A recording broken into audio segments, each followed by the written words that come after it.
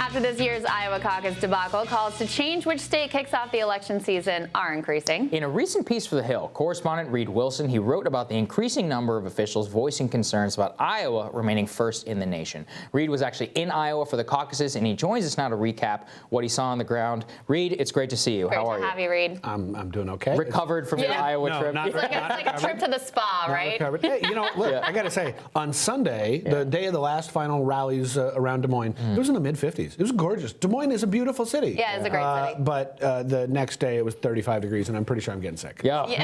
All right, well, we'll keep them a little far away from me. But in the meantime, Reid, you spoke to these officials. I saw a lot of anonymous quotes coming out of Iowa saying, this is it. This is the last caucus that we might ever have. Yeah, these were not anonymous quotes. These are, look, every 4 years, the conversation happens, hey, we need to change up the presidential nominating system. Why do we have these two states going first? Yeah. And there's a reason we do, right? Like at some point, one presidential candidate that wins one of these two states, they get to the White House. Why do they want to change the system that just elected them president? Right. No, well, and they're also swing states, so it plays into the general election, too. And well, Iowa's not really a swing state. No. I was going to say, I don't think going first on the calendar makes them swing states. Right. But the fact is, this year the conversation is stronger. And they know this is now the third caucus in a row where something went seriously wrong. In 2012, Republicans said that Mitt Romney had won the caucuses when Rick Santorum had actually won the caucuses. 4 years later, of course, there were a bunch of coin flips that gave Hillary Clinton a 0.2% win in the caucuses. And now here we've got this reporting problem that has been a big deal for the last couple of days. So, yeah, they've screwed it up 3 times in a row. They know that their time is coming to an end. The push to reform the system happened in 1968, or after the 1968 Democratic election, after a big kerfuffle in the riots in Chicago.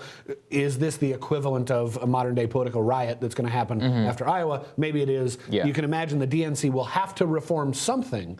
We just don't know what that means. Well, and I mean, that's the other piece is that Iowa is not reflective of the diversity of the Democratic base, and I think the conversation on that has moved to a point, too, where there's a lot of pressure to do something differently to make sure that voters of color are having their voices heard earlier in the process. So I think what Iowans would tell you on that is that Tom Vilsack told me this the other day. Iowa doesn't see their role as picking the nominee. They see it as winnowing the field. Imagine if a field of 30 candidates went into California. They didn't do a very good job with that. No, they did. They did a fantastic job of that. We started with 24 candidates, and now we're coming out with maybe legitimately 5 candidates who have a chance. But nobody's dropping out. Well, not yet. Wait a second. And once the results are known, I think that's going to change. So that's interesting. You think because one of the main things. Let's look at the list here. We've got Buttigieg and Sanders who have punched their tickets. Warren has clearly punched her ticket onto the next round. Has Joe Biden? Is he a dead man walking? I'm not really sure. We'll see what happens in. I mean, Biden's not going to drop out though. What if Biden comes in 4th again in New Hampshire? His money's going to dry up. He's got several weeks until Nevada, which is a maybe win, and another week until South Carolina, or another couple of days until South Carolina, where Tom Steyer is building his and cutting into his support among black voters. We don't know what South Carolina and Nevada voters are reading about Pete Buttigieg or seeing on TV about Mike Bloomberg. There are a lot of variables suddenly that don't look good for Joe Biden. Let me tell you, the person who's most likely to drop out is the person who finished 5th, who spent all of her time in Iowa, Amy Klobuchar. I don't see where she gets her next win. And she has not the same amount of bump coming in from New Hampshire. She doesn't have that same level of. Look, the problem that Iowa has created now is they punched several tickets. We know who came in 1st, 2nd, and 3rd. Maybe the 1st and 2nd. We don't know the order. We don't really know. The problem is it didn't quite kill the walking wounded, if you will. And once these results are finally out, once New Hampshire weighs in, then we're going to. I saw Dave Weigel of the Washington Post talking about that, about how this is the first time actually that we had no dropouts coming out of Iowa, just given what happened. I mean, it's interesting that you say that. So let's talk about New Hampshire because you know the state very well. Do you think that Biden underperformed his polls by about 6%, which is wild. I mean, a huge polling error, or I'm not sure where exactly it comes from. Do you think he's number 2 in New Hampshire right now according to the Real Clear Politics average. Do you think that we could see a similar level of 4th place finish there? Where's his momentum? Where does it come from? He got a big endorsement from the IBEW today. Okay, that's a thing. Labor plays less in New Hampshire than it does in some other states across the country. I just don't see where his boost comes from. Yeah. And money has already been tight. He's already started moving it around, moving some money out of South Carolina to advertise in other earlier states. I think New Hampshire is going to spell the end of Biden's. And here's the other piece with Bloomberg hanging out there in the wings. For people who are more in the moderate to right-leaning side of the party, they've got another safety valve there, hanging out there with billions of money. I find this funny, the moderate wing of the party, if Joe Biden were the nominee, he would be the most liberal Democratic nominee ever? Right. Ever. I mean, he is to the left of where Obama was in 2008 on just about every issue on the board. So the moderate wing of the Democratic Party is not so moderate. I would argue that's because the Democratic Party shifted so far to the right during the Clinton years, embracing free trade, ending welfare as we know it, deregulating the banks, cutting capital gains rates, et cetera, et cetera. We can have that debate. We can have that debate on another day. Biden. Also, it's a very different moment after Donald Trump's election. 6 out of 10 voters in the Iowa caucus supported Medicare for all. So there is a very different dynamic going on in the Democratic Party today and compensating for that rightward shift that took them away from the New Deal era under FDR and the legacy that had left. However, what do you think that do you think Biden's donors are going to pony up for him to be able to go forward, or they're going to sit on their hands and say, look, we got Bloomberg over here. Yeah. We don't really have to throw in with you, and we're not seeing it right now. Well, he's got 2 big fundraisers coming up in New York and Denver. We'll see how much that brings in.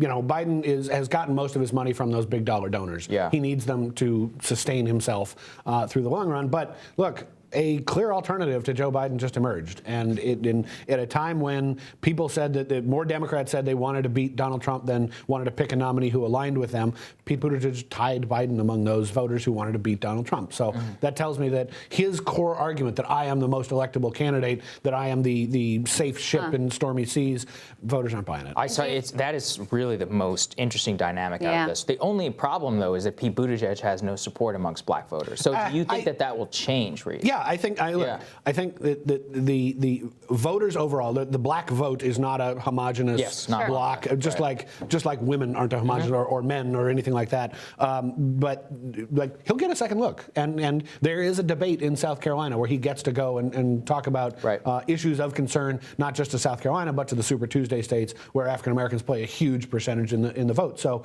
he's got this chance now. He has gotten the boost. All voters across the spectrum will say, oh, this guy came first or second in Iowa behind Bernie Sanders. If I don't like Bernie Sanders as a voter, he is a logical option to go look at. So, yeah, there is going to be a second look. And, the Democratic Party is very diverse. We'll see how he does. If you can put the interesting thing to me, on the first alignment, Bernie Sanders was clearly ahead of Pete Buttigieg. Yeah. On the second alignment, Buttigieg appears to have drawn into a tie, if not taken something of a lead. He's ahead in the 72% of precincts that we've seen right now. So, okay, if he's able to build that up, that tells me he built a winning coalition in that 20 minutes between the first alignment and the second alignment. Maybe that suggests that he's a guy who can build a winning coalition in a Democratic Party. Do you think he needs to win New Hampshire? No.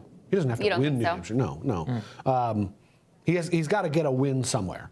Where does that win come? It'd be real nice for him if he got a win in New Hampshire. It'd be real nice for Sanders if he got picked up the 1, 2, or 1.5, 2, whatever we're counting Iowa now. It's the media part of it. The fact is, Buttigieg has to get a big win somewhere. I would suggest that he's probably got to get one before Super Tuesday so that he can be the alternative, not just to Bernie Sanders, but also to Mike Bloomberg. I think that's right. And it's hard to see where that happens if it's not New Hampshire, would be my argument. Well, it's the place where he has the most natural strength and has been organizing. He hasn't really been organizing as much in the states that come after that. I don't know. Nevada is a state that has a pretty well-educated electorate, especially there are sort of 2 halves of the Nevada electorate, right? There's the well-educated half that has professional jobs, and then the lower-educated half that is probably Hispanic, probably works in the labor industry, which is huge. Labor matters a great deal. Of course. And I would almost suggest that Buttigieg's biggest hurdle to get over is not appealing to the black vote. It's the fact that he doesn't have a lot of labor support,